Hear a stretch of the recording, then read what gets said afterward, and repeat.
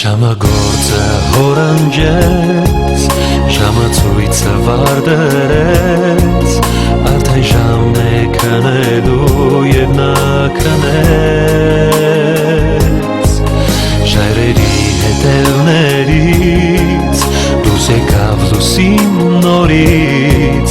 աստղերին ժիր արթնացրեց խորը քնից,